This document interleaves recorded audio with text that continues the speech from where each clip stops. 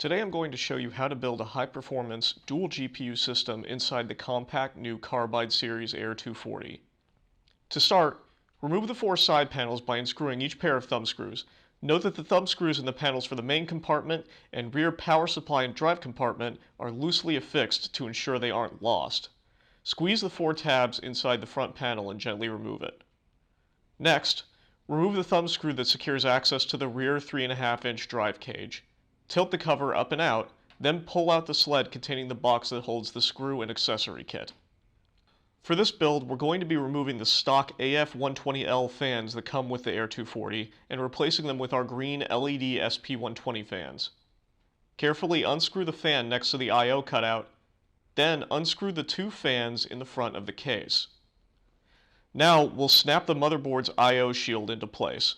This requires a modest application of force to each of the corners, but it should eventually snap in securely on all four sides. With the I/O shield installed, we can mount the motherboard to the tray. Note that we've already installed the CPU, memory, and backplate for the H100i. Gently slide the board in, lining up the I/O with the shield and the mounting holes in the motherboard with the standoffs in the tray. Use the motherboard screws included with the Air 240 to mount the board in place.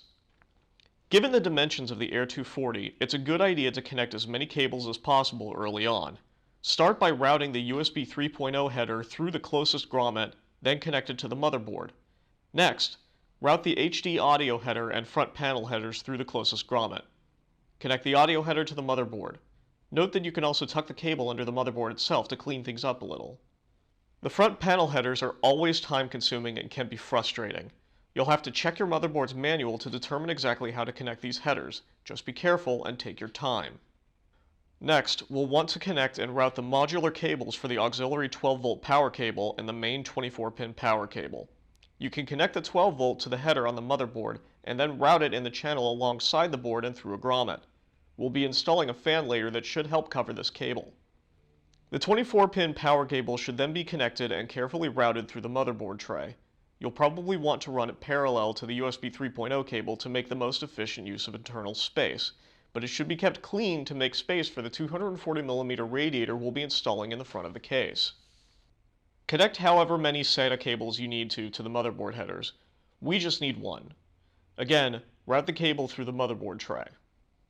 Now is probably a good time to zip tie the 24-pin cable and USB 3.0 cable together to keep the build clean. With the exhaust fans already mounted to the back of the H100i, we can now go about installing it to the front of the case in a push-pull configuration. That means orienting the fan leads down so they can go through the grommets in the motherboard tray, shimmying the H100i into the front of the case, then sandwiching the two front fans between the case and radiator. Loosely install the long mounting screws with your fingers to ensure fitment, then once they're all in place, you can use a screwdriver to secure the fans and radiator. If you're reusing your H100i, apply a dot of thermal paste to the center of your CPU's heat spreader. Next, install the H100i's water block to the CPU, using thumb screws to secure each of the four corners into place. Since we're going to use the new Commander Mini to control fan speeds, connect a 4-pin Corsair link cable to the block and route it through the same grommet that you routed the 12-volt power cable through.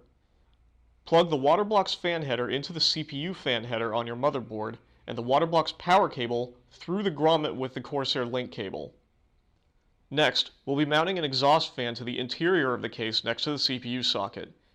Carefully slide it into the side of the case, then use 4 fan mounting screws to hold it in place.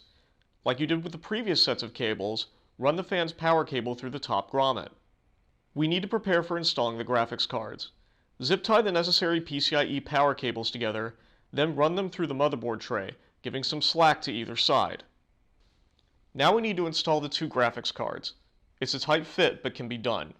Start by opening the toolless expansion slot clamp and removing the 4 slot covers. Next, slide the first graphics card into the case and snap it into the primary graphics card expansion slot.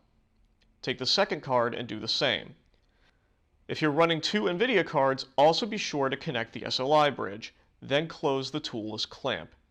If you have trouble closing the clamp, check to make sure the tops of the card's mounting brackets are at proper 90-degree angles. If they're not, you can bend them with a pair of pliers. Connect the PCIe power leads to the graphics cards. Note that the shimmying back and forth may cause the toolless clamp to pop out. This isn't unusual, Just reclose the clamp when you're done. Be sure to try and tuck the cables away and out of the fan blades as best you can. Since we're not using the 3.5-inch drive sleds, we can remove that cage entirely. There's a single thumb screw that holds the cage into the case notches. Remove that screw and tilt the cage out of the case. To install an SSD, remove one of the 2.5-inch drive sleds from the top of the case. Snap the sled's pins into the sides of the SSD, then slide the sled back into the enclosure. Next, connect the SATA data cable that you routed earlier to the SSD. It's time to install the power supply. Gently tilt it into the rear chamber and line it up with the mounting holes in the back, then screw it into the chassis to secure it. While not strictly necessary, a little extra airflow never hurt anyone, so we're going to mount an intake fan to the rear chamber panel. Start by removing the magnetic dust filter. Next, carefully line up the mounting holes of the fan with the ones in the panel and screw it into place.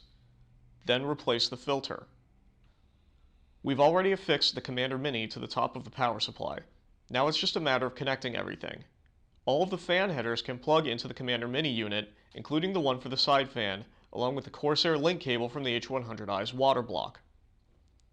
You'll also want to connect the Corsair link cable from the HXI power supply to the Commander Mini, as well as connecting a SATA power lead to the SSD, Commander Mini, and H100i water block.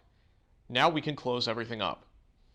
Make sure to either mush down or tie down the cables in the rear chamber so they don't obstruct the panel fan blades. Then just take your time and replace each of the side panels as well as the front panel, using the included thumb screws to resecure them. Finally, we'll want to apply the feet that were included with the case. Ordinarily, we have these affixed out of the factory, but the Air 240 can be oriented in a variety of ways. We're going to stick with the classic tower-style orientation. Peel the backings off the feet and carefully affix them to each of the four corners of the case. And we're all set. If everything went well, your system should be ready to go. This is Dustin Skalavas with Corsair Labs. Thank you for watching.